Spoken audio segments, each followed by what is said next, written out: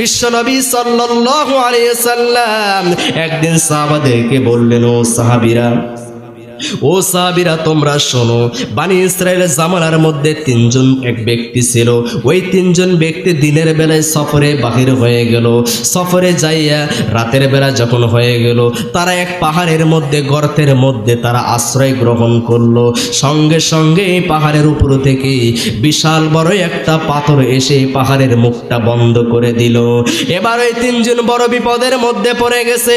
ওই তিনজন বলে, ও ভাই, একজন আরেকজনকে বলে, এখান থেকে বাহির হওয়ার কোনো রাস্তা নাই, তোমাদের নেক আমলের ওসিলা দিয়ে আল্লাহর কাছে দোয়া করো, আল্লাহ দোয়াটা কবুল করে হয়তো এখান থেকে আমরা বাহির হইতে পারি। একজন দোয়া করে, আল্লাহ, আমার একটা চাচাতো বোন ছিল, ওই চাচাতো বোনকে আমি খুব ভালোবাসতাম, ওই চাচাতো বোনকে আমি মনে প্রাণে পছন্দ করতাম, ওই চাচাতো বোনের সঙ্গে আমি খারাপ কাজ করার জন্য যাইতাম, কিন্তু আমার চাচাতো বোন রাজি ছিল না। একদিন আমাদের এলাকায় দুর্ভিক্ষ দেখা দিল, এমন দুর্ভিক্ষ দেখা দিল, আমার চাচাতো বোন আমার কাছে আসলো টাকা নিতে। আমি 120 দিরহাম তাকে দিলাম এই শর্তে, সে আমার সঙ্গে জেনায় লিপ্ত হবে, আমার সঙ্গে খারাপই কাজ করবে, এই শর্তে আমি টাকা দিলাম। আমার চাচাতো বোন রাজি হইয়া গেল, আমি তাকে 120 দিনার দিয়ে দিলাম। এ যুবক ভাইরা রে, গভীর মনোযোগ দিয়ে শুনতে হবে।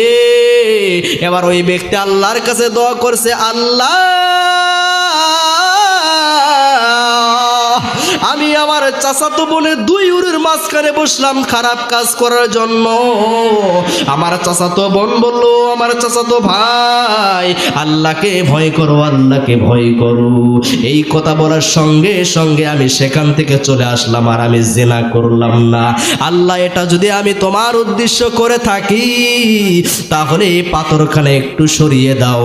আল্লাহ রাব্বুল আলামিন একটুখানি সরিয়ে দিলেন, বলুন সুবহানাল্লাহ। তবুও তিনজন লোক বাহির হতে পারলেন না, কারণ যতটুকু সরাইছে এতটুকুতে তিনজন বাহির হতে পারবে না। আরেকজন দোয়া করছে, আল্লাহ, ও আল্লাহ, আমার বাড়িতে একজন কর্মচারী নিযুক্ত করেছিলাম, সারাদিন পরিশ্রম করার পরে টাকা নেয়নি, বেতন নেয়নি, বেতন না নিয়ে, টাকা না নিয়ে চলিয়ে গেছে। আমি সেই টাকাটা ব্যবসায় লাগালাম, ব্যবসায় লাগানোর পরে অনেকগুলো উট হয়ে গেল, ভেড়া হয়ে গেল, ছাগল হয়ে গেল, দুম্বা হয়ে গেল। ও আল্লাহ, একদিনও আমার ওই শ্রমিকটা এসে বলে, ও আমার মালিক, আমার টাকাটা আমাকে দিয়ে দেন। আমি বললাম, এই যে উটের পাল দেখছো, ভেড়ার পাল দেখছো, ছাগলের পাল দেখলে এগুলো সবগুলো তোমার। আমার শ্রমিক বলে, ও মালিক, আপনি কি আমার সঙ্গে মশকরা করেছেন?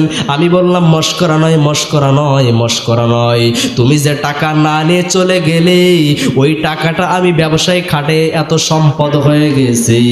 ওই আমার শ্রমিকটা ভেড়ার পাল নিয়ে গেল, ছাগলের পাল নিয়ে গেল, উটের পাল নিয়ে গেল, সম্পদগুলো সব নিয়ে গেল, একটা ছাগলের বাচ্চাও রাখেনি, আমি কিছুই বলিনি।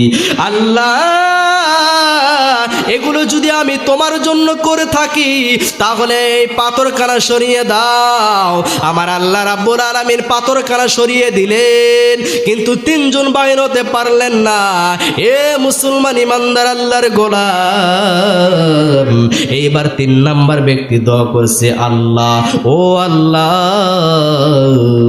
আমার বৃদ্ধ পিতা মাতা ছিল, আমি একদিন কাজে শহরের বাইরে চলে গেলাম, আমি একদিন কাজে অনেক দূরে চলে গেলাম, আসতে লেট হয়ে গেল, দেরি হয়ে গেল। রাত্রি দুধ দহন করে আমি দাঁড়িয়ে আছি, দেখলাম আমার মা ঘুমিয়ে গেছে, বাবা ঘুমিয়ে গেছি। রাতের বেলায় আমার স্ত্রী বলছে আমাদেরকে দুধ দান করেন, আমরা দুধ পান করি। আমার ছোট ছোট বাচ্চারা কান্নাকাটি করছে, আমার দাস দাসীরা কান্নাকাটি করছে। রাত গভীর হয়ে যায়, কিন্তু আমার সন্তানদেরকে আমি দুধ দেই না, আমার স্ত্রীকে খাবার দেই না, আমার গোলামদেরকে, দাস দাসীকে আমি খাবার দেই না। সকালবেলা যখন আমার মা এবং আমার বাবা ঘুম থেকে উঠলো, তখন আমি আমার মা বাবাকে সর্বপ্রথম দুধ পান করাইলাম। ও আল্লাহ, এটা যদি আমি তোমার জন্য করে থাকি, তাহলে পাথরটা সরিয়ে দাও। এ মুসলমান ইমানদার আল্লাহর গোলাম, আমার আল্লাহ আল্লাহ রাব্বুল আলামিন পাথরটা সরিয়ে দিলেন, তিনজন বাগের হয়ে গেল। বলুন সুবহানাল্লাহ। আমার বন্ধুগণ, আমার ভাইরা, মা বাবার খেজমতের ওসিলা দিয়া আল্লাহর নিকটে দোয়া করলে আল্লাহ দোয়া কবুল করেন। বলুন সুবহানাল্লাহ।